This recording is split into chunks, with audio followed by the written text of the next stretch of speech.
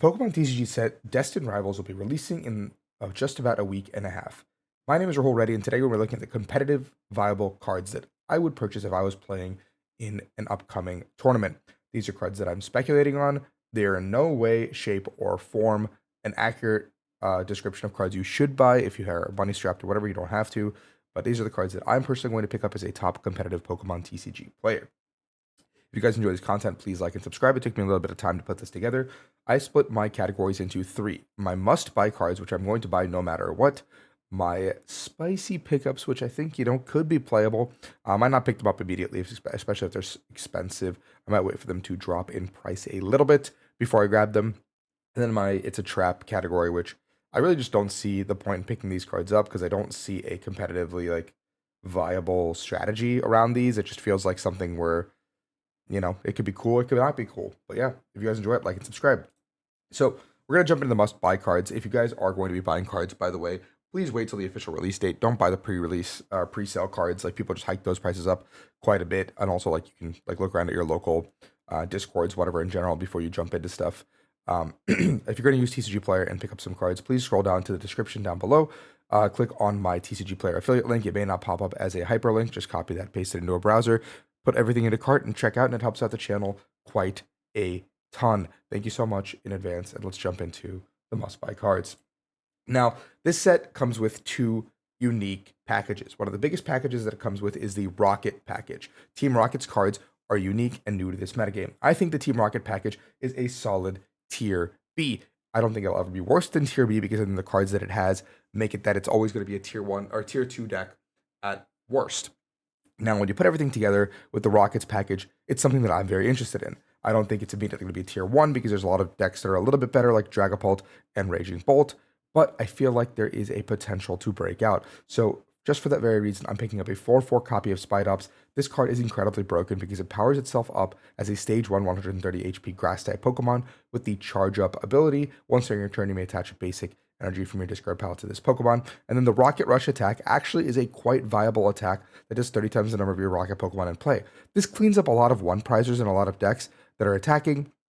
And in general, it powers itself up, so it's like a free retreater effectively each individual turn. The Rocket's Articuno with Resistance Veil is quite good because it helps against decks like Dragapult and all other effective attacks to your basic Rockets Pokemon.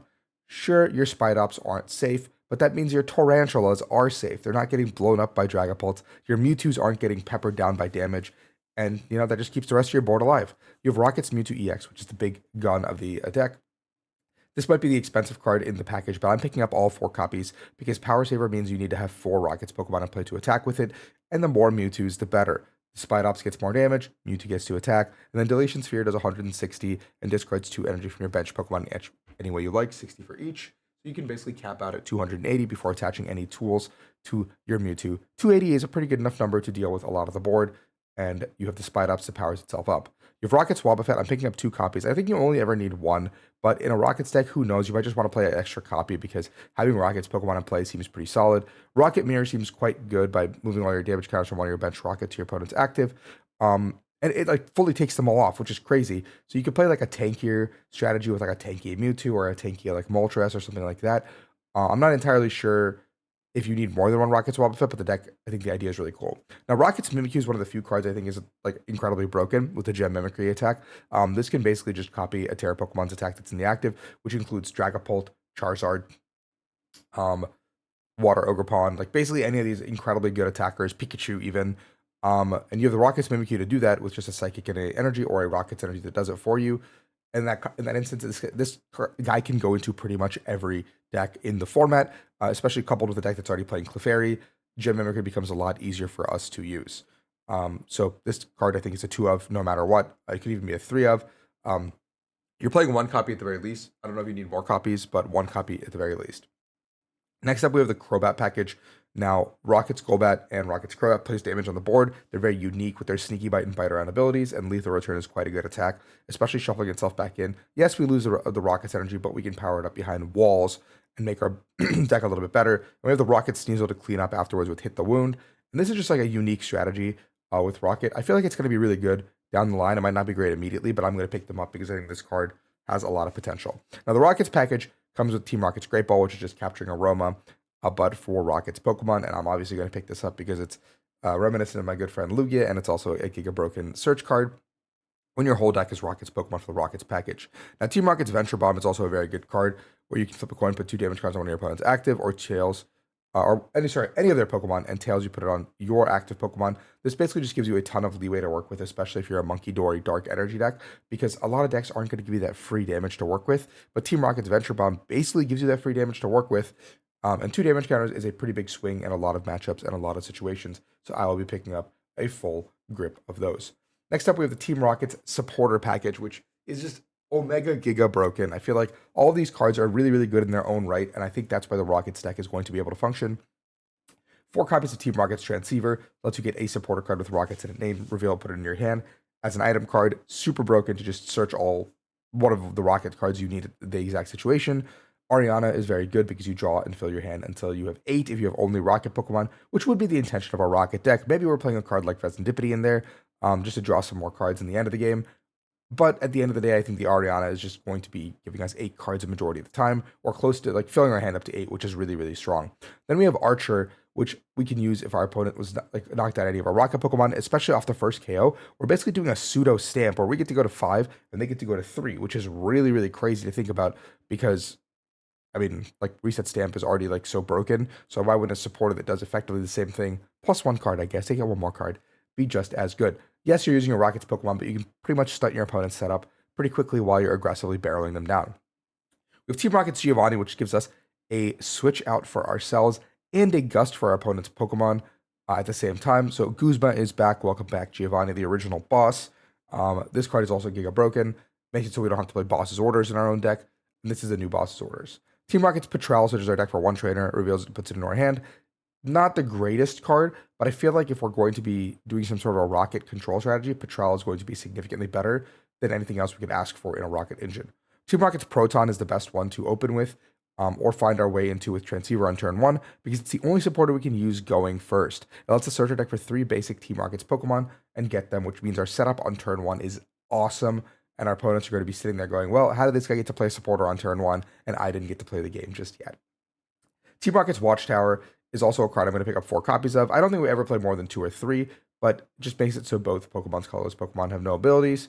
Really good against like late game Raging Bolt or like Terra Box or something. You can go Rocket's Watchtower, Iono, and basically just put your opponent on a clock.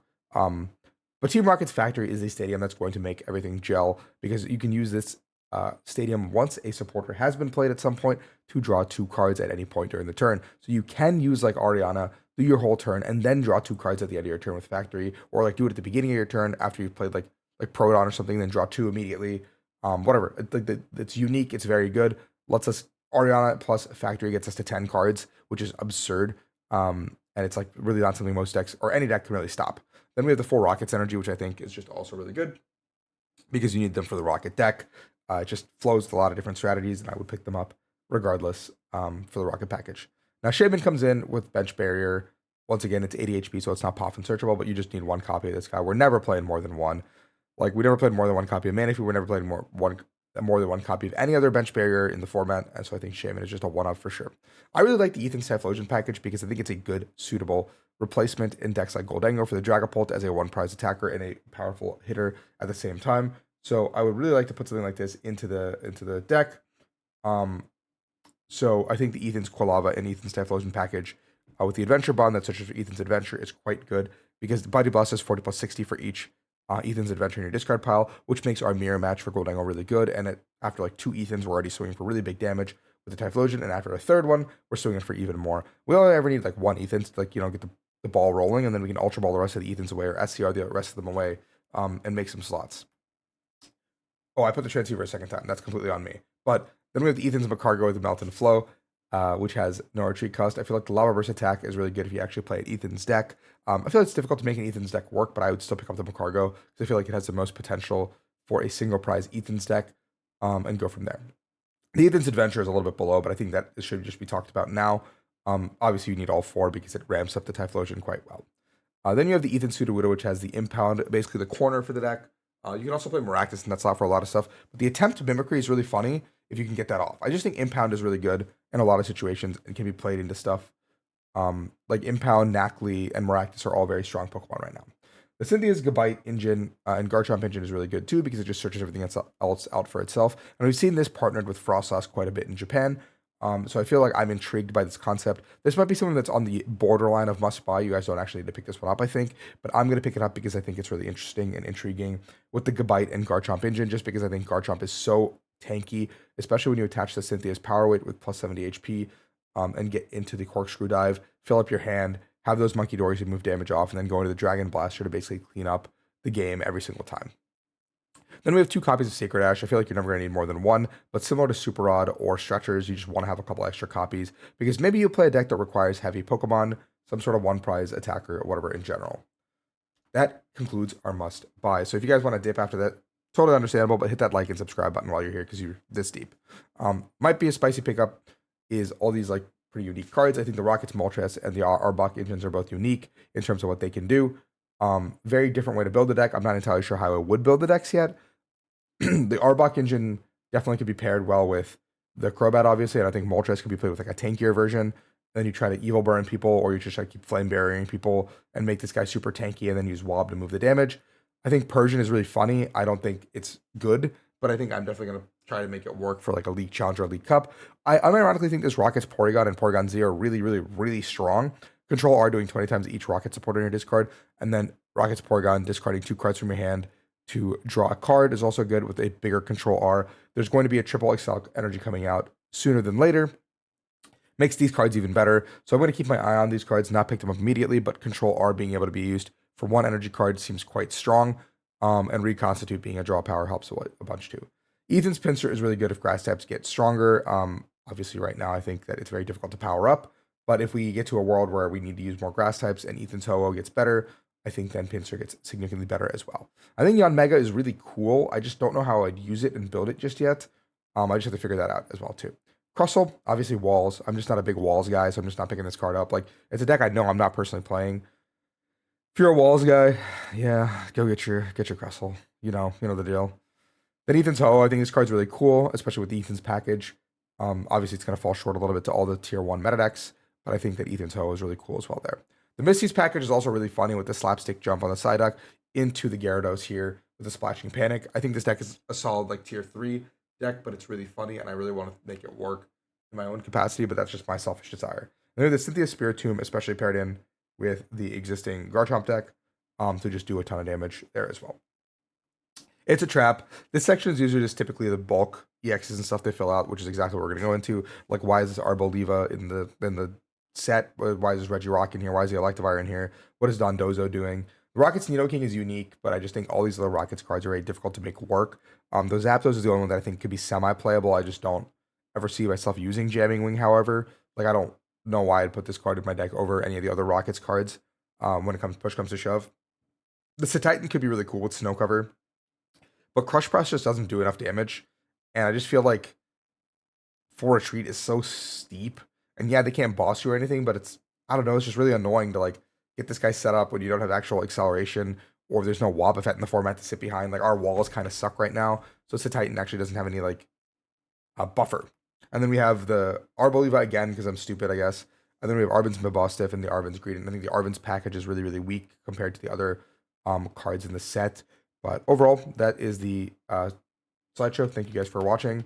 Hope you guys enjoy this content. Remember, use my link in the description below to help out the channel quite a ton. Let me know what you guys pick up. Let me know what you're excited for this competitive buy list. Remember, always wait for real values, not pre-sale values. Don't bite the bullet. Don't feed into scalpers or whatever. And hope you guys enjoy. Peace out.